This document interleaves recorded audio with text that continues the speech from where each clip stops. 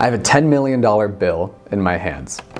Even better, I also have a $50 billion bill. If I took this to the bank, it will be completely worthless. That's because it was issued by the Bank of Zimbabwe in 2008 while they were experiencing inflation and even hyperinflation.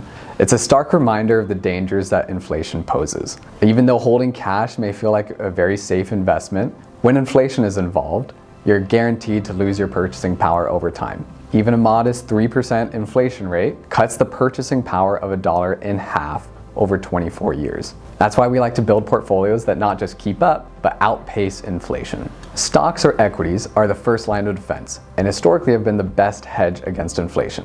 Since 1926, inflation has averaged about 3% per year, while the S&P 500 has returned about a little over 10% per year. That's because even if inflation rises, corporations increase their prices, which as a result tend to increase their profits, and share prices follow. We also like to be globally diversified.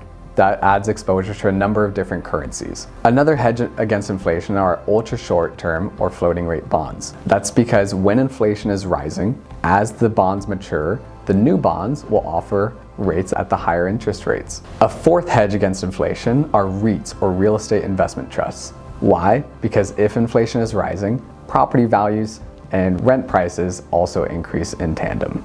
A fifth and more direct hedge against inflation are called TIPS, or Treasury Inflation Protected Securities. As inflation increases, these investments are directly tied and increase with inflation as well. The downside to TIPS is that when there's more normal or regular inflation, they tend to underperform normal bonds. Inflation is inevitable, but losing to it doesn't have to be.